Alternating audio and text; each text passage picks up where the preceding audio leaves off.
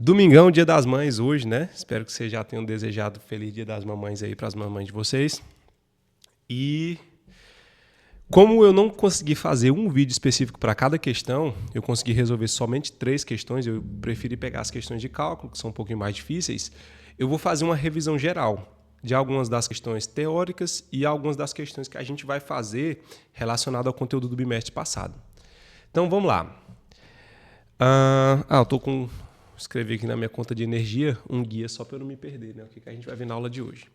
Primeira coisa que a gente tem que ver, vai ter na nossa prova, e é importante a gente saber... Deixa eu só arrumar aqui.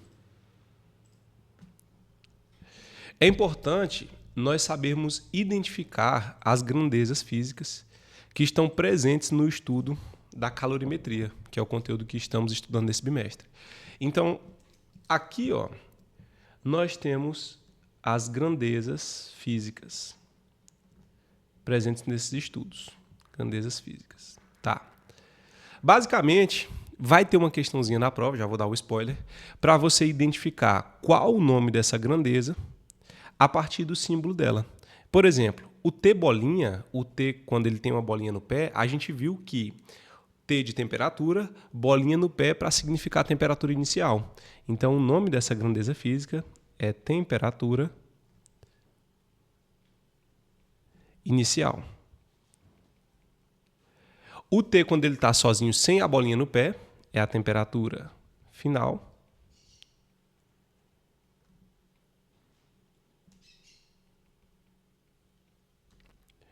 O delta T, lembra desse delta? Sempre que tiver o delta do lado de uma grandeza, significa uma variação, né? Então, quando eu tenho delta T, variação de temperatura. Czinho, calor específico.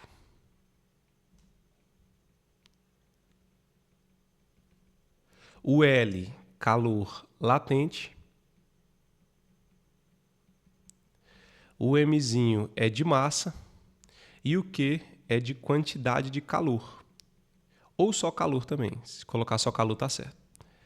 Mas o nome mais correto é quantidade de calor. Opa. Beleza. Primeira coisa, então, que a gente vai ver vai ser isso. São o nome das grandezas físicas, tá? Que a gente estudou todas essas aqui ao longo desse bimestre. Além disso, vai ter uma questãozinha lá na nossa prova pedindo para a gente falar sobre o que é calor. Definição, conceito de calor. Então, lembra que a gente estudou no começo do bimestre o que é calor e o que era temperatura? É bom você saber disso aqui e a gente vai fazer uma revisão por isso. Primeira coisa, o calor, a gente enunciou ele no bimestre passado como uma energia térmica em movimento, em trânsito, né? Então, o calor nada mais é do que uma energia que está passando de um corpo para o outro. Por exemplo, se eu tiver um copinho, uma xicrinha de café aqui, ó, deixa eu desenhar uma xícara de café. Colocar um cafezinho quentinho aqui. Colocar um cafezinho aqui. E aqui, ao lado dessa minha xícara de café, eu vou ter um cubo de gelo. Esse cubo não ficou muito bonito não, mas tem um cubo de gelo. O que vai acontecer aqui do ponto de vista da física? Do ponto de vista da física, nós teremos uma transferência de calor e esse calor ele sempre vai do corpo de maior temperatura para o corpo de menor temperatura, certo? O calor, então, vai fluir do café para o cubo de gelo. Por quê? Porque o café está quente e o cubo de gelo está frio. Sempre vai da maior temperatura para a menor temperatura. Beleza? Além disso, esse fluxo de calor, né, essa transferência de calor, ela acontece até o que a gente chama de equilíbrio térmico. O que seria o equilíbrio térmico? Quando os dois corpos atingem a mesma temperatura. Então, quando a temperatura do café for igual à temperatura do gelo, eu vou ter o equilíbrio térmico e aí para de ter transferência de calor. Só tenho transferência de calor enquanto tiver uma diferença de temperatura. Certo? A gente também falou que o frio é uma propriedade física que não existe. Na verdade, não é uma propriedade física, né? Lembra, frio não existe. O que é o frio? O frio é a ausência de calor. Então, por exemplo, vamos pegar aqui uma roupa de lã. Qual que é a função do agasalhozinho de lã? Ele serve para quê? Aí você pode falar assim, professor, é para a gente não ficar com frio, para o frio não chegar até a gente. Mas, na verdade, é o contrário. A função de um agasalho de lã é não deixar que o calor produzido pelo seu corpo saia para fora, porque o corpo está mais quente do que o ar ao seu redor, então o calor está querendo sair para fora, ele está querendo fazer essa transferência, essa energia térmica em trânsito, né? Esse calor ele quer se movimentar. Na verdade, o calor é essa energia em movimento. Então, para evitar que isso aconteça, você coloca um agasalho de lã e esse agasalho de lã vai proteger esse calor de sair para fora. Ele vai ficar armazenadinho ali dentro, né? Certo? Por que isso acontece? Isso acontece porque a lã, e a gente vai voltar a falar disso agorinha, é um material que tem uma baixa condutividade térmica. Ou seja, ela não transmite muito bem o calor. O calor não passa por ela com facilidade. Ela dificulta a passagem de calor. Beleza? Além disso, nós estudamos também os processos de propagação de calor. Processos de propagação do calor. E vai ter também na nossa prova uma questão referente a isso. Quais são os processos de propagação do calor que nós estudamos? A gente viu a condução, a gente viu a convecção e nós vimos a irradiação. Certo? Esses três processos aqui, eles são a forma do calor passar de um corpo para o outro. A condução, nós vimos que ela ocorre nos materiais sólidos, né? Ela sempre vai ocorrer nos sólidos, e ela precisa de um meio para se propagar. Ela vai se propagar no meio sólido, certo? E ela se propaga através de quê? Através do contato entre esses objetos. Contato. Vamos dar um exemplo bom aqui? Imagina que nós temos uma panela. Estou com uma panelinha aqui. E aí, eu vou colocar dentro dessa panela um bifinho. Vou pegar um bifinho aqui e vou colocar dentro dessa panela. Opa. Só arrumar a cor desse nosso bife, que não está muito bonito, não. Vou colocar mais vermelhinho. Eu vou colocar um bifinho para fritar aqui dentro dessa panela. O que vai acontecer? A fonte quente que está aqui embaixo, ela vai aquecer as moléculas da panela.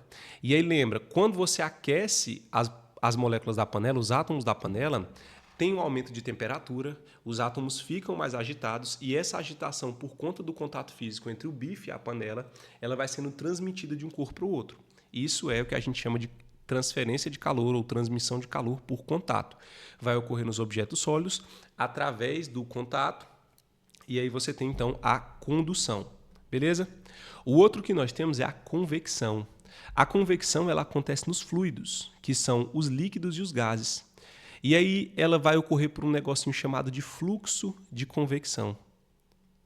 Não sei se vocês estão lembrados do que é esse fluxo de convecção, mas a gente deu o exemplo do ar-condicionado e da panela. Por exemplo, vamos fazer com a panela aqui. Ó. Tem uma panela. Dentro dessa panela... Opa, isso. Dentro dessa panela eu vou colocar um pouco de água para ferver. Deixa eu só arrumar essa água aqui. Vou colocar um pouco de água dentro dessa panela para ferver. Através de uma chama do fogão aqui, que vai transferir calor, né, para a panela. O que vai acontecer com essa água? Essa água ela vai começar a ter uma agitação das moléculas e quando você aquece uma substância, a densidade dessa substância muda. No caso da água, as moléculas da água, quando elas são aquecidas, elas ficam menos densas e elas tendem a ir para cima. Então, as moléculas que estavam lá embaixo, mais próximos da chama, vão subir, enquanto as moléculas lá de cima que estão mais frias, elas vão descer para ser aquecidas. Então, a gente tem esse fluxo de convecção, onde o ar quente sobe e o ar frio desce. Lembra que a gente falou do ar-condicionado no bimestre passado? Como que acontece essa transmissão de calor no ar-condicionado? Por que o ar-condicionado fica na parte superior da casa? O ar quente que está aqui embaixo, que nós estamos aquecendo, se movimentando, falando e tudo mais, ele vai aumentar de densidade. O ar frio que está lá em cima, como ele está sendo resfriado, ele está diminuindo de densidade e aí você tem a troca dessas massas gasosas. O ar quente sobe, ele é resfriado pelo ar-condicionado lá em cima e aí ele vai descer e fica acontecendo esse fluxo de convecção que a gente chama. E por fim, nós temos a irradiação. E aí eu vou dar um detalhe especial nessa irradiação, porque a irradiação é uma forma de propagação de calor que ela pode acontecer também no vácuo. O que seria o vácuo? O vácuo é ausência de ar ou ar rarefeito. né? Então, a única forma de propagar calor através do vácuo é usando a irradiação.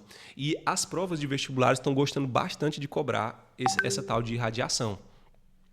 Como que acontece a irradiação? Ela pode se propagar no vácuo, que a gente já falou sem ar, né? Ou pouco ar. Vou colocar aqui, sem ar. E os principais exemplos que a gente tem é, por exemplo, como que o calor do Sol ele consegue se propagar, por exemplo, até o planeta Terra. Mas nós temos um outro exemplo também muito bom, que a gente inclusive comentou no primeiro bimestre, que são as garrafas e os copos Stanley. Aquelas garrafas, aqueles copos Stanley, eles possuem uma região aqui, ó, essa regiãozinha aqui, entre o líquido que vai ser colocado aqui dentro e entre a parte de fora, onde a gente tem ar rarefeito. O que é isso? É uma quantidade pequeniníssima de ar. Tem pouquíssimo ar ali dentro que é similar a um vácuo. É aproximadamente aí o que a gente teria como um vácuo, né? Pouquíssimas moléculas de ar ali dentro. Você retira todo o ar e fica quase que um vácuo perfeito ali dentro. Por que a gente faz isso? Lembra, eu quero colocar aqui... vou colocar aqui uma água geladinha para me beber. Vou fazer um treino e eu quero que essa água continue geladinha para me beber. O que vai acontecer? O ar aqui do lado de fora, ele está mais quente do que o líquido gelado que eu coloquei aqui dentro. Então, esse ar quente está querendo entrar, esse calor, ele está querendo entrar e aquecer essa água. Lembra que nós falamos lá no começo? Calor sempre vai do mais quente para o mais frio. Então, essa região quente aqui, ela está querendo transmitir calor lá para dentro. Mas o que acontece? Como eu tenho o ar rarefeito aqui, a única forma desse calor entrar é através da irradiação. Então, a única coisa que consegue passar por esse ar rarefeito aqui é a irradiação térmica. Só que aí o que eles fazem? Eles colocam a superfície daqui de dentro do recipiente de alumínio, um alumínio polido espelhado. E esse alumínio polido espelhado vai fazer com que as ondas eletromagnéticas de calor elas sejam refletidas para fora. Ondas eletromagnéticas? Na verdade, o calor não é onda eletromagnética, sim, é isso mesmo. Estou viajando, confundi com outro conteúdo. Então, ele vai fazer com que as ondas eletromagnéticas de calor elas cheguem nessa superfície reflexiva e ela seja refletida novamente para fora. E da mesma forma, se fosse o contrário, se o líquido daqui de dentro estivesse mais quente do que a parte de fora, ele iria querer transmitir o calor para fora. Só que essas paredes polidas de dentro não ia deixar com que esse calor saísse, iria retornar esse calor para dentro e iria manter esse líquido aquecido.